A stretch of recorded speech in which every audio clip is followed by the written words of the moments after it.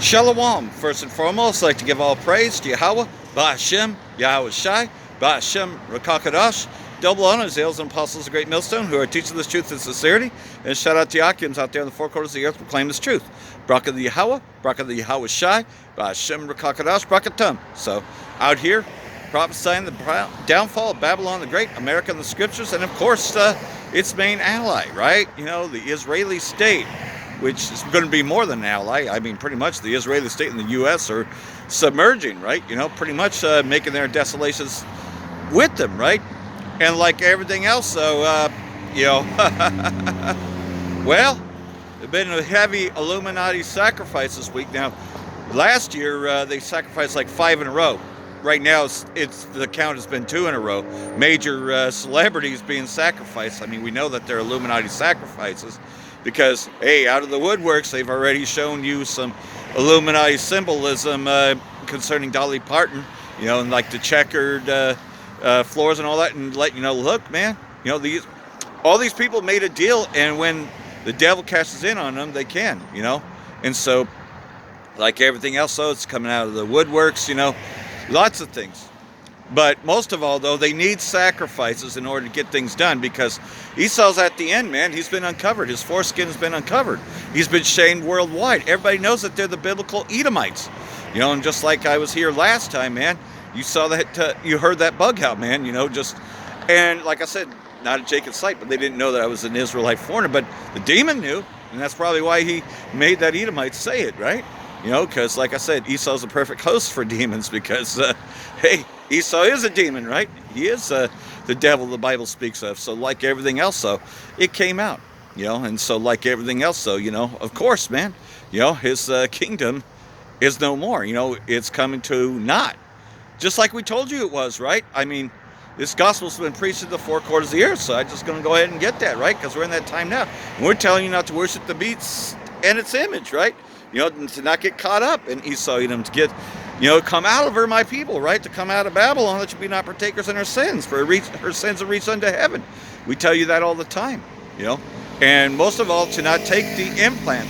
The implantable micro C-hip is the mark of the beast, you know. At the end of the day, the MOTB is the implantable micro C-hip, you know. Yeah, we have to abbreviate sometimes because we're still on YouTube. But like everything else, so this word has gone out, and that's why the prophecies are accelerating, right?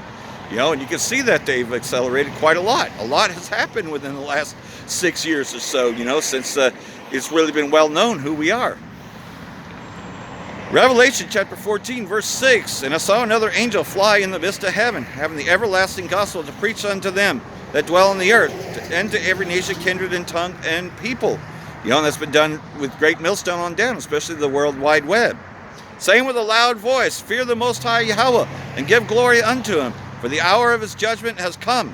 You know, and that hour, man, we're within that hour, man. You know, ultimate judgment coming, you know. And we tell you what that judgment is. And worship Him that made heaven and earth and the sea and the fountains of waters. You know, and we're telling you what His name is. Most of all, we have His names. You know, Yahweh and Yahweh Shai. It ain't Yahuwah, it ain't Yahusha, it ain't Yahweh, you know. It's none of those names. It ain't Jehovah, and it definitely ain't JC, you know. You know, so pretty much so, you know, we've been telling you who He is and what He looked like and who the people are. And there followed another angel saying, Babylon the Great has fallen, right? America's fallen in every way possible. Its economy, all of its, you know, money system, it's all cankered. It's not worth anything anymore. And they're all selling out because they're tired of Donald Trump and his trade wars, right? And they're saying, fuck you. Fuck you, man. We're going to trade with Iran anyways. We don't care what you say. We don't care what your ultimatum is. You know? No, we're siding with Iran. We're siding, you know, we want to be our own independent state, right? So he's, you know, been going at Canada this week. And Canada's been fighting back. Like, okay, you want to attack us? Well, we can cut off your electricity, you know? So they're ultimately calling them out. But that's what Amalek always does, right? And we know that Nero 47 is Amalek 1,000%. You know, he's doing everything of Amalek. You know, they've been doing the same thing to Iran for years. That great city, because she made all the nations drink of the wine of the wrath of her fornication, right? You had to always do deals with Babylon, but now they are pretty much coming out and they're saying no deal whatsoever. Oh, okay, you don't want to support Ukraine? Well, we're going to support Ukraine. And you know what? We don't need your hegemony, right? They shall, hate the whore and burn her with fire. And we're going to see that in our lifetime. We're going to see these allies, the EU, turn against Babylon, right? Because they're tired of Donald Trump. They're tired of the king of Babylon. And the third angel followed them, saying with a loud voice, if any man worship the beast and its image, and receive his mark in his forehead or in his hand, the implantable microchip, the same shall drink of the wine of the wrath of the Most High Yahweh, which is poured out without mixture into the cup of his indignation. Ultimately, nuclear destruction. The everlasting fire that's going to burn for a very long time. And shall be tormented with fire and brimstone in the presence of the holy angels and in the presence of the Lamb. And that is when these chariots land, because the chariots will be making the landing at the very time that this place is going to be destroyed. And then the other half of it, Russia, will be trying to fight Yahushua and the angels too. But they're going to be destroyed, because it talks about that in Ezekiel 38. But that's where we're at right now, right? And like everything else, we're seeing that, a lot of things befall in this place. But like everything else, there is an arrest warrant for King Bibi. It's been out there for some time. And, and then you've got, Trump's Iran sanctions will crash the dollar, as they went into just recently on Jimmy Dore. Lots of things happening behind the scenes. That's why we pay attention to the alternative media, not the mainstream that's totally controlled by them, right? Because you won't hear about these stories except via the alternative media. I'm going to get that. Just give me a second here.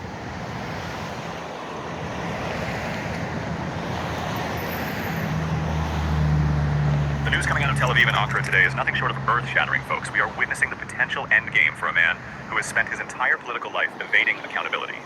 Benjamin Netanyahu, the prime minister of the occupation entity, is now effectively a hunted man.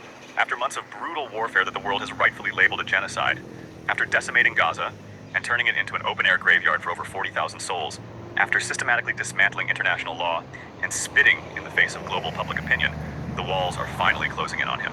But this isn't just about one man's legal troubles. This is about the crumbling facade of Western hypocrisy and the rise of a new global justice paradigm. Turkey, a NATO member with a sophisticated intelligence apparatus and a fierce historical memory inherited from the Ottoman Empire, has declared that enough is enough, issuing a fresh arrest warrant for Netanyahu on charges of genocide and crimes against humanity, effectively trapping him not just in Europe, but across the entire globe. This development fundamentally changes the equation. For months, Netanyahu and his extremist cabinet believed they were untouchable. They laughed in the face of the International Criminal Court's warrant, knowing that the so-called democracies of the West, the United States, the UK, France, and Germany, would shield them. They watched as ICC prosecutor Karim Khan was railroaded out of his job by a coordinated campaign of threats and diplomatic pressure. A campaign that UN Special Rapporteur Francesca Albanese rightly noted lines up neatly with the fight to neutralize Netanyahu's warrant.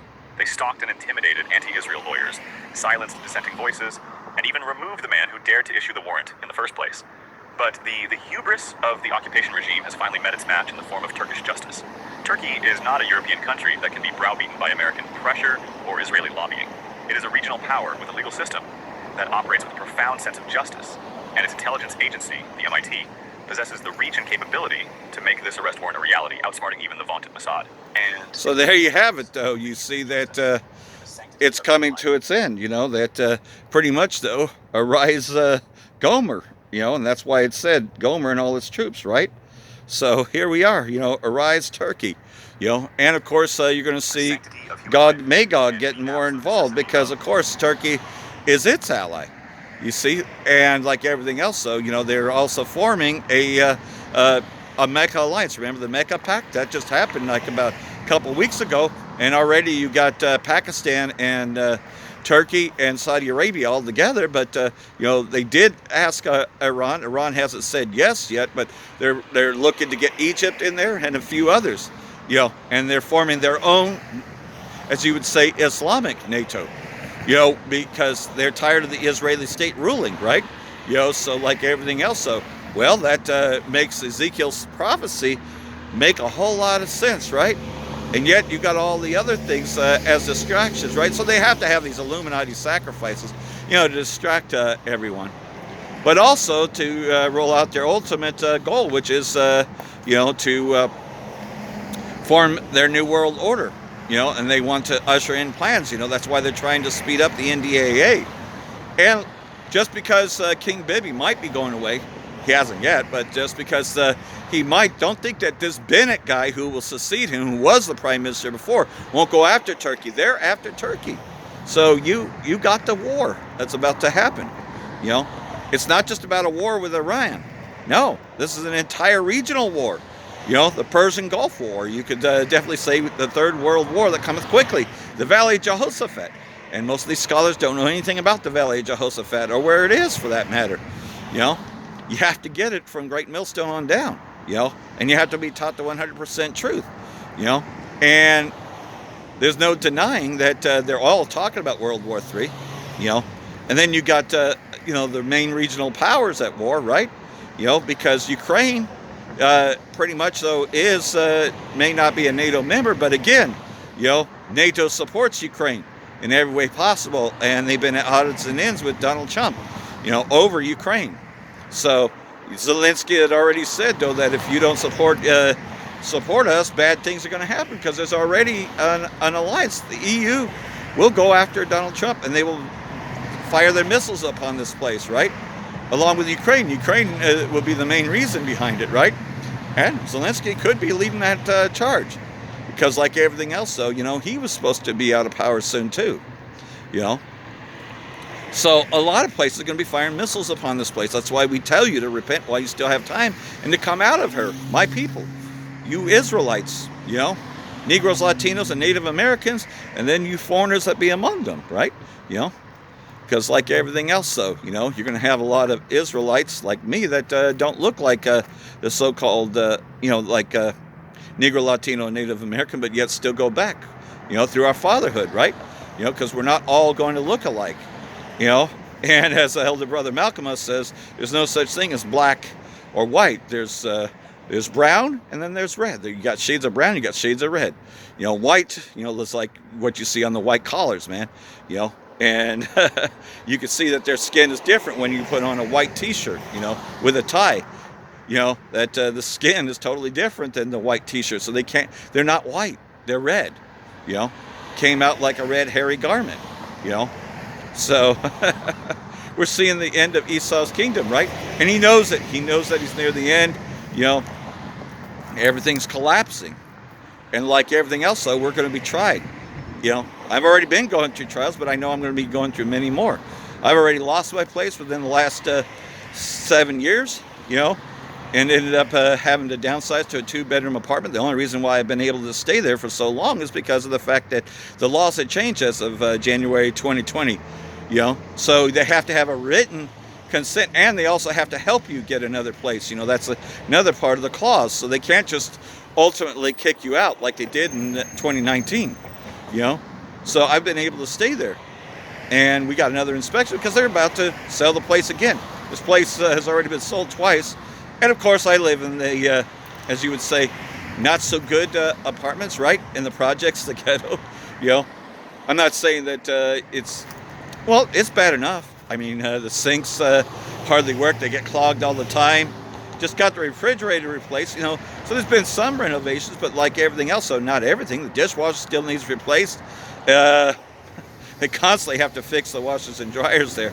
So it's a shithole. But, hey, man, eventually we ain't going to have to live in shitholes anymore, and keep on downsizing, even though we pay all this money, right? Yet at the same time, we have to downsize that of which we already got. So you don't really own anything anyways. And that's what they want, man. Full ownership over you. You don't really own anything, Pretty much, though, this devil Esau owns everything. It's like if you watch the movie Higher Learning, right? Which is about a racist Edomite, that ultimately kills the main character. But within that, Ice Cube plays in that movie. And he's like, hey, man, who do you think owns those shoes? Who do you think owns this car? He tells the young brother. He says, you can't fight something that's already there. Who has their name on everything, right? you know, BMW, etc. Who owns, you know, all these things? The white man, right? The so-called white man owns everything. You don't own shit, you know. But like everything else, though, you know, the curses, they're coming off of us, and they're being projected onto Esau Edom, you know. Hey, the curses of Deuteronomy are now on Esau Edom, you know. And it's not like we ain't still living under the curses. Yeah, we're living under the curses, but we kind of, you know, just kind of already know that, you know, our suffering is just about up, but we just got to go through just a bit more, you know. And like everything else, though, we know that some of us will be cast into prison, you know. It's going to be illegal what I'm doing, right? Because it's going to be anti-you-know-what, you know, or deemed as hate speech, you know. You've already seen a lot of videos come down just on the guise of that, you know, that is anti-you-know, or hate speech, you know, which they tie into anti-you-know.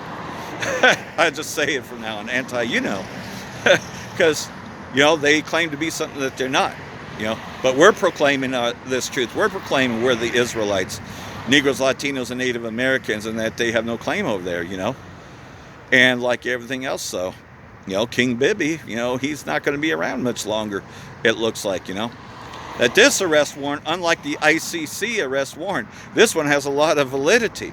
And so, you know, he steps anywhere outside the Israeli state, he's going to be arrested. But, hey, man, what if this arrest warrant, what if Turkey and all its troops and Gomer, which is Gomer, right? What if Gomer and all its troops and Russia, Gog Magog, what if they come in to arrest him, right, and to actually do battle there? Oh, that's already there, isn't it? It's in Ezekiel. Yeah, Ezekiel's prophecy talks about this, right? You know, it talks about the fact that Russia, along with Gomer and all its troops and many peoples with thee, right, will be coming in. You know, they're going to come in onto, let's see where it is. Just trying to get that scripture here. Okay. Yeah, they're going to be coming down like a storm, you know, and that is pretty much, though, to take control and, of course, to get the Zionists out of there, you know. They're going to have an alliance together. Well, you already know that Turkey is not just a NATO member, but also a, you know, an ally of Russia.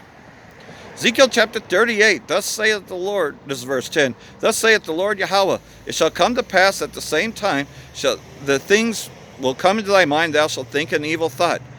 And thou shalt say, I will go up to the land of unwalled villages, I will dwell to them that are at rest, I will go to them that are at rest, that dwell safely, all of them dwelling without walls and having neither bars nor gates. You know, and that's when they come in, you know, and they come after the Zionists. To take a spoil and to take a prey, to turn thy hand upon the desolate places that are now inhabited, and upon the people that have gathered out of the nations, who have gotten cattle and goods, and dwell in the midst of the land. This is also talking about Babylon as well. You see, like everything else, so all that see thee shall also spoil thee, right? And that's what's going to happen. It's going to be a huge blood sacrifice. Ultimately, this place being turned into the lake of fire, you know, because their desolation will be heard, right? In the Red Sea. Sheba and Dedan and the merchants of Tarshish and all the young lions thereof shall say unto thee, art thou come to take a spoil? Hast thou come thy company to take a prey? To take away silver and gold, to take away cattle and goods, and to take a great spoil? You know, so that's when they come against Mystery Babylon the Great, and of course Greater Israel, because Greater Israel is a dividend of Mystery Babylon the Great. You see, that's just it, though, is that the two are together. Remember, the militaries are merging. They're admitting that, you know, the Israeli state, and that's why a lot of people don't want to fight for them. They don't want to fight for Greater Israel, but they're caught in it, right? Because you read the rest of who this place is, right? Getting into Ezekiel 38. Well, Revelation 17 verse 3, so he carried me away into the spirit of the wilderness, and I saw a woman sit upon a scarlet-colored beast, having the names of blasphemy, having 7 heads and 10 horns. So this place, Babylon, you know, which is part of the EU, even though they're not in Europe, but they're part of the EU, you know, the 10 horns and the 7 heads, right? A NATO member as well. And upon her head was a name written, Mystery Babylon the Great, the mother of harlots and abominations of the earth. And you can't say that this place ain't that, because look at everything they've done to the Israelites here, right? And I saw the woman drunken with the blood of the saints and with the blood of the martyrs of Yahushua. And when I saw her, I wondered with great admiration. You know? So in other words, marveled at all the things that they could do, right? And so, you know, getting into this, you know, and you're seeing that the EU is getting tired of Donald Trump. You know?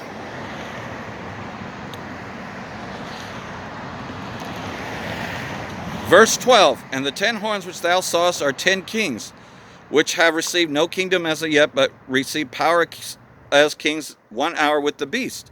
You know, and that is, they have one mind and shall give their power and strength unto the beast, which is their alliance, right? Verse 16, then the 10 horns which thou sawest upon the beast shall hate the whore, aka Babylon the Great, and make her desolate and naked, and shall eat her flesh and burn her with fire. You know, so ultimately what's going to happen is Mystery Babylon the Great is going to be consumed by nuclear fire, just like the signs we've been holding up for years. You know, especially when you see the bigger cancer, man, we've been holding up for years that America is fucked. America's going to lose, and you see that they've been losing.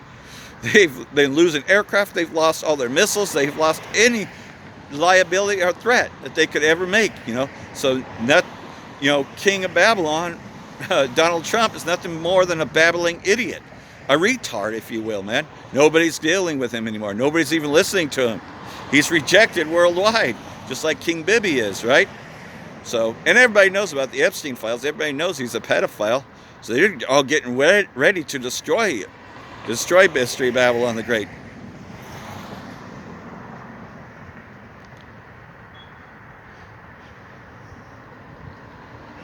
For Yahweh have put it in their hearts to fulfill his will and agree to give their kingdom unto the beast until the words of Yahweh shall be fulfilled. You know, so ultimately to come together as one power and destroy Mystery Babylon the Great. And that's the times we're living in. But before they do that, right, one more prophecy has to take place. They have to merge together. They have to forge a new world order, you know. And ultimately, part of this new world order is going to be the end of the old, right? You know, and that is the dollar, the de-dollarization. You hear about that all the time. And you can see that very much so. They're going to cause the death of the dollar, which is the whole reason, as Jimmy Dore is going into this, man, that's the whole reason why, you know, he's doing this plan to try to put sanctions against Iran. He knows that they're not going to work, but you see, like everything else, though, it's part of the plan. You know, it's part of the plan of the Most High. The sanctity of human life and in the absolute necessity of... So let me get that here. And just give me a few seconds here. I had that.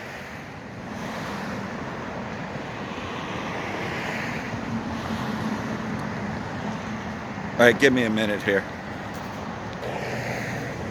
Slovakia, here it is, man. The president is making phone calls to world leaders with specific requests to cease their interaction with the regime. We are already seeing results. Over the weekend, comments from Iranian leadership clearly acknowledged the effect of this campaign, and nations that facilitate any interactions with the regime should quickly heed our message. Those who stand with the United States will reap the rewards of our partnership. Those who tether themselves to the Iranian regime should expect to share in the isolation of a withering regime. This is Trump hurdling us quicker to the end of the United States dollar being the reserve currency of the world. That's the real effect here.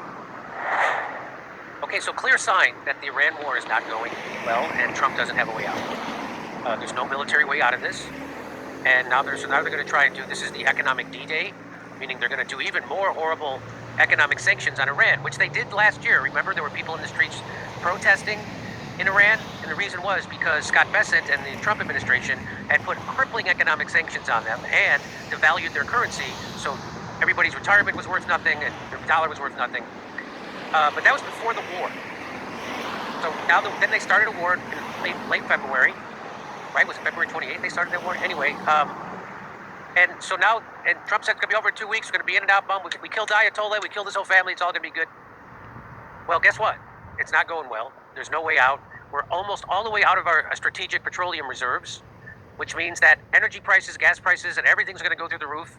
And we already know that the foreign countries are selling our bonds. So the bonds which makes our debt much, much more expensive to pay to service. So, right now, Scott Bessent, Trump's Treasury Secretary, just gave the most unhinged speech about how the U.S. is unleashing Operation Economic Outcast on Iran and sanctioning every country that does business with them. This is going to backfire. This is going to unleash more economic hardship on the American people.